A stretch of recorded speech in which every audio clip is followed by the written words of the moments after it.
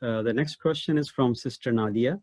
My daughter is interested in marrying a revert to whom she had given the message of Islam. How do I verify if he is or if he will be a righteous practicing spouse?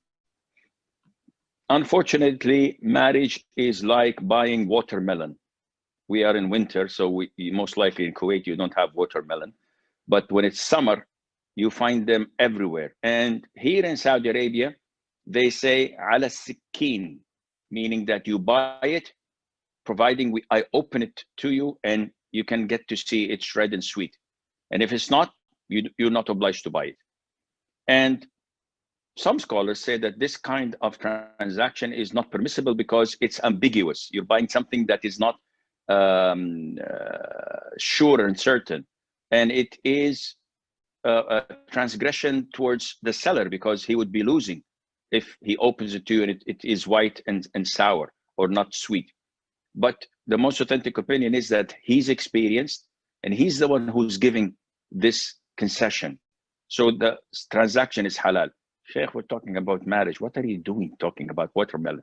Well, watermelon is like marriage. When someone proposes to my daughter, I do my due diligence, I check around, I ask all his friends, his relatives, co-workers, I go to the masjid. All boxes are checked. So I say, Bismillah, we do the marriage. A couple of months later, the guy happens to be a psycho or has mental illnesses, and he divorces my wife, my daughter.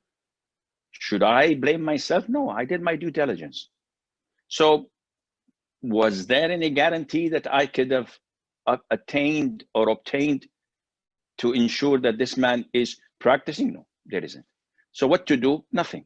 You have to only check and cross-check and pray istikhara, and whatever is good will happen. But if you don't check, just because I'm a revert and he's got blue eyes and blonde hair, and revert meaning he's a sahabi, he's like the companions. No, wait, hold your horses. Not all of them look like this. Not even most of them are like this. They need a lot of time to embrace Islam correctly. Some of them come with weird ideas, especially some Westerners. They want to embrace Islam and they themselves becomes imams. So you find them self-opinionated. I hope the word is right. I don't know. My English is lousy both ways. I'm not practicing. So some of them think, no, this is halal, this is haram, and he has no knowledge. Akhi, what are you speaking? He says, no, I know, this is this, Islam is not like that. And he starts to give his own opinions over major issues. Such people are there. So not every Tom, Dick, and Harry who accepts Islam, being a Westerner or being a revert, means that he's a scholar or a companion or a righteous person. You have to do your due diligence, ask around, check how he is after accepting Islam, especially if he's been a revert for 2-3 years. But if he became a revert last week and he just wants to get married to your sister or to your daughter, I get suspicious and question marks. So I cannot give my daughter or my sister to someone like that until he proves he's a good Muslim. He's a practicing Muslim.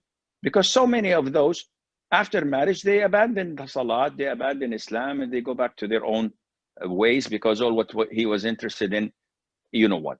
So after he got it, that's it. So there isn't any way you can verify whether he's a good proposer or not, whether he's practicing or not, except through what we can see with our own eyes, and Allah knows best.